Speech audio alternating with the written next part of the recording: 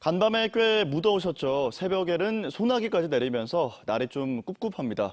7월 마지막 주 휴가도 많이 떠나실 텐데요. 날씨부터 알아보겠습니다. 정민경 기상캐스터입니다.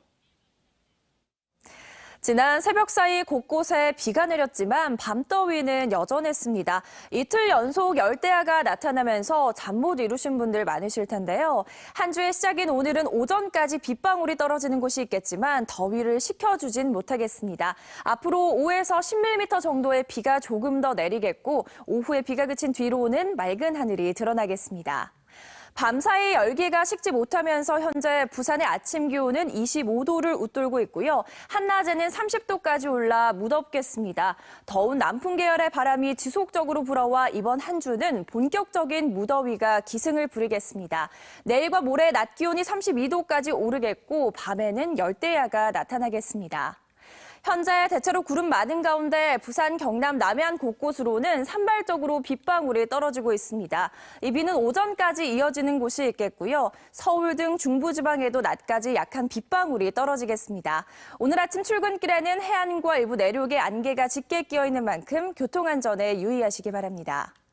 양산을 포함한 경남 대부분 지역과 울산에는 폭염주의보가 내려졌습니다. 일부 해안가를 제외한 내륙 지역들은 한낮에 33도 안팎까지 오르겠습니다. 폭염특보도 갈수록 확대 강화되겠는데요. 오늘 낮 최고 기온은 부산 30도, 양산과 울산은 33도까지 오르겠습니다. 바다의 물결은 최고 2m까지 비교적 낮게 일겠지만 남해안에서는 바닷물의 높이가 높겠습니다. 이번 주는 대체로 맑은 날이 많겠습니다. 낮에는 폭염이, 밤에는 열대야가 기승을 부릴 전망입니다. 날씨였습니다. 유럽에서 시작된 아이스버킷 챌린지 기억하십니까? 얼음물을 들이붓는 동영상을 찍고 기부를 독려하는 SNS 캠페인이었습니다. 비슷한 방법으로 부산에선 트래쉬 태그 챌린지가 이어지고 있는데요. 바로 거리 쓰레기를 치우는 청소 사진을 찍고 이런 모습을 공유하는 활동입니다. 현지호 기자가 취재했습니다. 부산의 한 대학가 골목. 구석구석 뒤져가며 쓰레기를 찾고 있습니다. 거리가 말끔히 정리되자 봉투를 들고 단체 사진을 찍습니다. SNS에 공유하기 위한 이른바 인증샷입니다.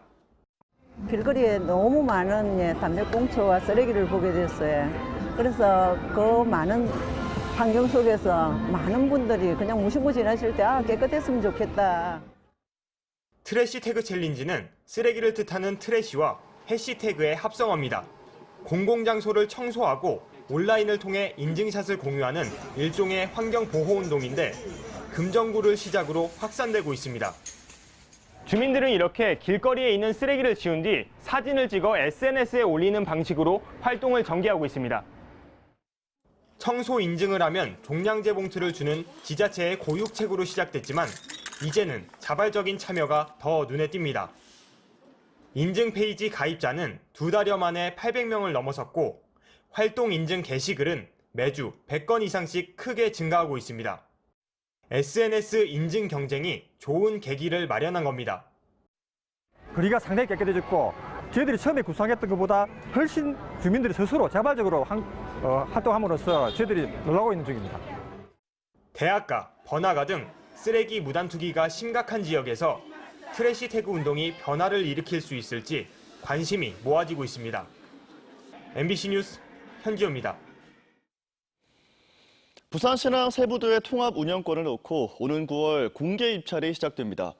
세부들은 신항에서 입지가 가장 좋기 때문에 운영권 확보를 위한 치열한 쟁탈전이 예상됩니다. 박준호 기자가 취재했습니다. 부산신항 서쪽에 들어설 예정인 2-5 부두입니다. 7년 동안 이어진 매립공사로 바다였던 곳이 땅으로 변했습니다. 2-5 부두는 신항 입구에 위치해 있어 다른 부두와 비교해 입지가 뛰어납니다. 신항의 가장 입구에 포진하고 있기 때문에 수심과 배후 연계 시스템의 효율적인 연계가 가능한 가장 좋은 입지를 자랑하고 있습니다. 오는 22년부터 운영이 시작되는 가운데 부산항만공사는 오는 9월 공개 입찰을 통해 운영사를 결정하기로 했습니다. 항만공사가 내놓은 3가지 원칙은 부두 효율성을 높이기 위해 2-6 부두도 함께 통합 운영을 하기로 했고 선사가 포함된 컨소시엄 법인이어야 합니다. 또 최소 지분 30%는 부산항만공사가 갖기로 했습니다. 항만공사는 많은 물동량을 끌어올 수 있는 운영사를 우대해 11월쯤 선정할 계획입니다. 수출입 화물의 큰 폭의 어떤 증가는 기대할 수 없습니다. 따라서 앞으로 환적 화물을 증대시키는 방향으로 운영사 선정을 할 계획입니다. 항만업계에선 벌써 몇몇 선사와 하역사들이 의견 교환에 나서는 등 컨소시엄 구성을 고민하고 있습니다. 이번 신항 운영권 입찰이 끝나면 부산항 제2신항이 본격화될 때까지 10년을 기다려야 해 어느 때보다 치열한 쟁탈전이 예상됩니다. MBC 뉴스 박준호입니다. 다음은 오늘 아침 신문 살펴보겠습니다. 먼저 국제신문입니다. 부산시가 최근 단행한 조직 개편에서 고독사 전담팀을 없애면서 논란이 이어지고 있다는 내용입니다. 시는 기존의 전담팀을 확대해서 여성가족국으로 부서를 옮겼을 뿐이라고 주장했는데요. 이를 두고 부산시의회와 지역사회복지계는 심각한 문제로 떠오른 고독사를 시가 너무 가볍게 여긴다며 반발하고 있다고 전했습니다. 다음 기사입니다. 부산 지역 여권이 공공기관의 지방 추가 이전을 위해 전국 연대를 추진한다는 소식입니다. 공공기관 추가 이전을 위한 정제 작업이 전방위로 진행되고 있어서 추가 이전 로드맵을 앞당길 수 있을지 주목되는 상황인데요. 박원순 서울시장도 서울 지역 공공기관의 지방 이전에 대해서 공감대를 표시한 것으로 확인됐다고 기사는 밝혔습니다. 다음은 부산일보입니다. 보행자 전용로 조성이 추진 중인 광안대교 시범 개방에 4만 명이 넘는 인파가 몰렸다는 내용인데요. 관광 명소로서 광안대교의 상품성이 확인된 셈입니다. 하지만 차량 소음과 진동, 안전사고에 대한 우려의 목소리 등 적지 않은 과제도 노출됐다고 기사는 전했습니다. 지금까지 아침 신문 살펴봤습니다.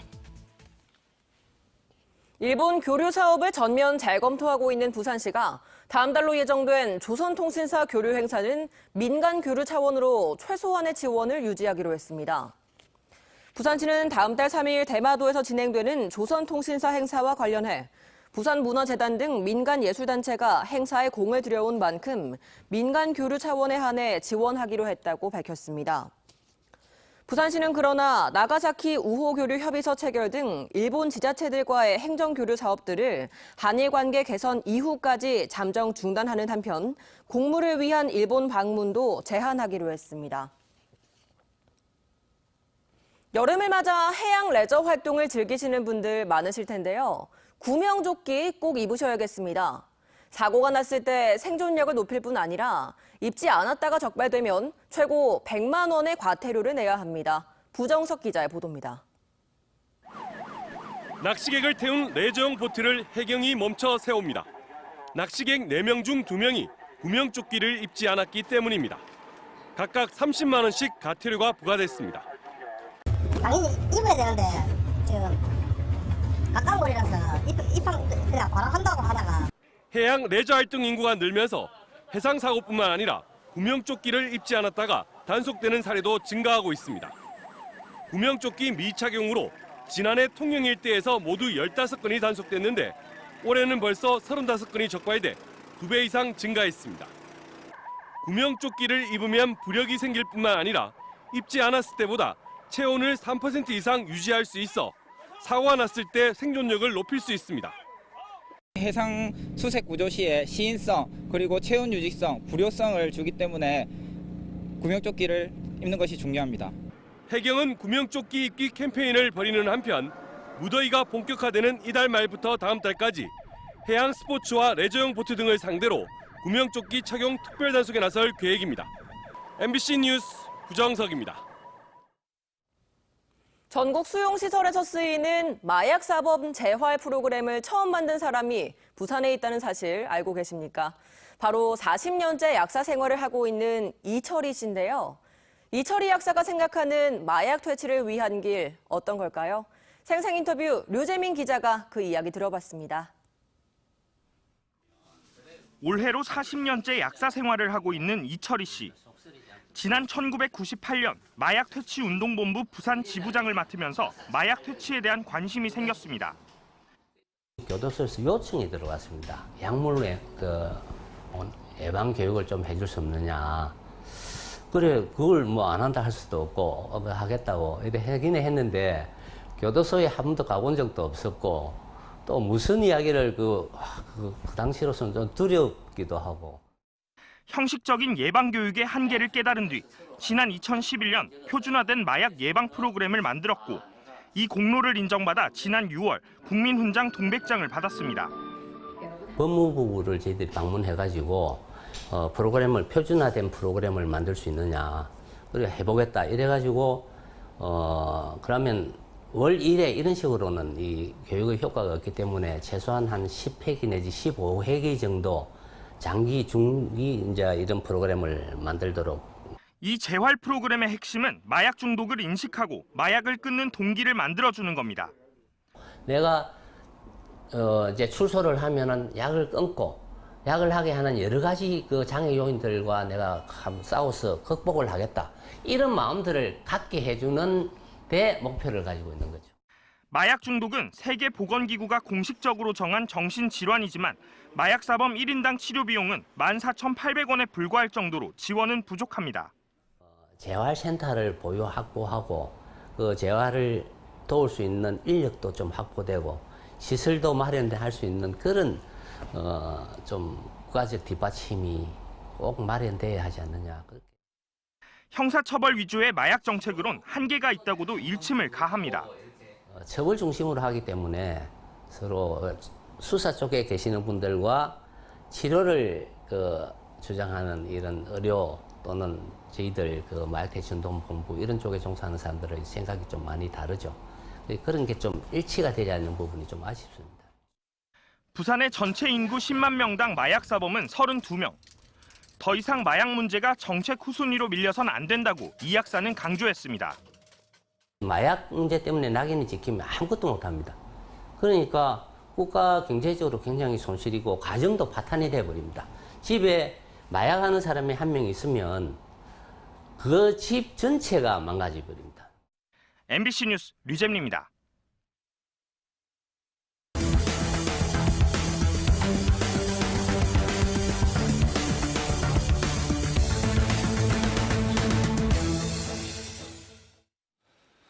북부경찰서는 이른바 절도형 보이스피싱 행각을 벌인 혐의로 중국인 46살 A씨를 구속했습니다. A씨는 지난 한 달여간 부산과 서울, 경북 일대를 돌며 피해자에게 보이스피싱 전화를 걸어 계좌에 있는 현금을 인출해 집에 갖다 두도록 한 뒤 피해자가 외출을 하면 집에 침입해 돈을 훔치는 수법으로 3차례에 걸쳐 5,700여만 원을 훔친 혐의를 받고 있습니다. 부산고법 형사 1부는 취업을 대가로 뒷돈을 받은 혐의로 기소된 모 버스회사 노조위원장 A씨에 대해 1심과 같은 벌금 1,500만 원과 추징금 2천만 원을 선고했습니다. A씨는 지난 2014년과 15년 친인척인 B씨를 통해 C씨와 D씨로부터 버스회사 취업 청탁과 함께 2천만 원을 받은 뒤 회사에 취업시켜준 혐의로 재판에 넘겨졌습니다. 재판부는 운전기사인 B씨와 C씨, D씨 총 3사람에 대해서도 항소를 기각하고 원심 형량인 벌금 500만 원에서 700만 원을 각각 유지했습니다.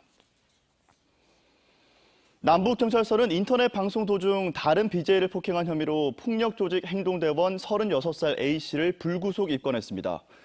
A씨는 지난 4월 20일 새벽 1시 반쯤 동구 초량동의 한 도로에서 37살 B씨와 함께 인터넷 방송을 하던 중 B씨를 협박하고 멱살을 잡아당기는 등 폭행한 혐의를 받고 있습니다.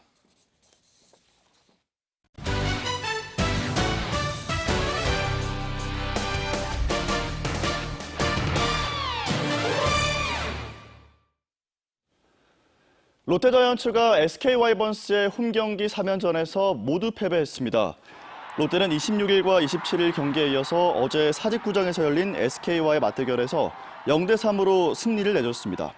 롯데는 SK의 선발 투수 산체스와 구원 투수 김태훈, 마무리 투수 하재훈에게 막혀 삼진 13개를 내주며 제대로 된 득점 기회도 잡지 못했습니다. 롯데는 시즌 중간 전적 34승 61패 2무를 기록하면서 최하위로 처져 있습니다.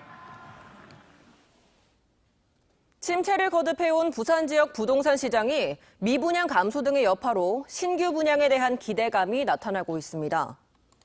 부산 지역 7개 구군이 부동산 조정 대상 지역에 지정된 이후 2년여 동안 증가하던 미분양 주택 수가 최근 6개월 만에 5천 가구 밑으로 감소했습니다.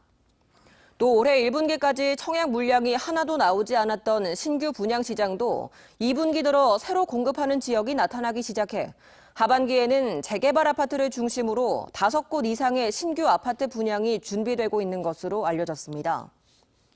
하지만 이들 지역은 입지와 대형 건설사 브랜드 등으로 이전부터 관심이 높던 곳이어서 전반적인 부동산 시장의 회복을 전망하기는 어렵다는 분석입니다. 부산환경공단에서 운영하는 명지소각장 소각로 보일러관이 잇따라 파손돼 긴급 보수 작업에 들어가면서 폐기물 처리에 차질이 우려됩니다. 부산시에 따르면 명지소각장이 지난 18일부터 다음 달 6일까지 일정으로 긴급 보수 작업에 들어가 소각로 2기 중 1기만 가동되고 있습니다. 부산시는 명지소각장이 처리하던 서구와 동구, 동래구 등 6개 구 폐기물의 경우 적재할 공간도 부족한 상황이어서 보수 기간 동안 생공 매립장에서 매립 처리할 방침이라고 밝혔습니다. BNK 부산은행이 지역 창업기업 육성을 위한 스타트업 지원센터인 썸 인큐베이터를 마련해 운영에 들어갔습니다. 서면 두디스테와에 자리 잡은 썸 인큐베이터에는 13개 스타트업 기업이 입주해 무료 사무공간과 금융지원, 경영 컨설팅 등 단계별 맞춤 프로그램을 지원받게 됩니다. 국내 최초의 카페거리 영화제가 오는 9월 영도구 청학동에서 열립니다. 청학카페거리 영화제 조직위원회는 오는 9월 5일부터 이틀 동안 영도구 청학동 일대 카페에서 제1회 청학카페거리 영화제를 연다고 밝혔습니다. 이번 영화제에서는 지역적 특색을 담은 국내 독립영화 10편이 상영되며 일반적인 영화관이 아닌 청학동 일대 명소 카페 4곳의 옥상에서 감상할 수 있습니다. 부산시와 부산관광공사가 마이스 산업 육성을 위한 스마트앱 고도화 지원 업체를 공모합니다. 지원 대상은 마이스 분야 웹 개발사로 선발된 업체에는 최대 2천만 원 예산 지원과 부산 마이스 업계를 대상으로 한 시범 운영 기회가 제공됩니다. 이번 공모는 부산의 마이스 행사 정보 등록과 운영을 위한 통합관리 플랫폼 구축을 위한 일환으로 진행됩니다. 양산 원도심 집안 침하 발생 지역 내에 위치한 양주초등학교 본관 건물에 대한 정밀 안전 진단 결과 비교적 안전에 문제가 없는 B등급이 나왔습니다. 지난 새벽 사이 곳곳에 비가 내렸지만 밤더위는 여전했습니다. 이틀 연속 열대야가 나타나면서 잠 못 이루신 분들 많으실 텐데요. 한 주의 시작인 오늘은 오전까지 빗방울이 떨어지는 곳이 있겠지만 더위를 식혀주진 못하겠습니다. 앞으로 5에서 10mm 정도의 비가 조금 더 내리겠고 오후에 비가 그친 뒤로는 맑은 하늘이 드러나겠습니다. 밤사이 열기가 식지 못하면서 현재 부산의 아침 기온은 25도로 웃돌고 있고요. 한낮에는 30도까지 오르겠습니다. 더운 남풍 계열의 바람이 지속적으로 불어와 이번 한 주는 본격적인 무더위가 기승을 부리겠습니다. 내일과 모레는 낮 기온이 32도까지 오르겠고 열대야도 계속되겠습니다. 날씨였습니다. 7월의 마지막 주 월요일에 보내드린 MBC 뉴스투데이였습니다. 비가 와서 도로가 미끄럽습니다. 출근길 안전운전하시기 바랍니다. 함께해 주신 여러분 고맙습니다.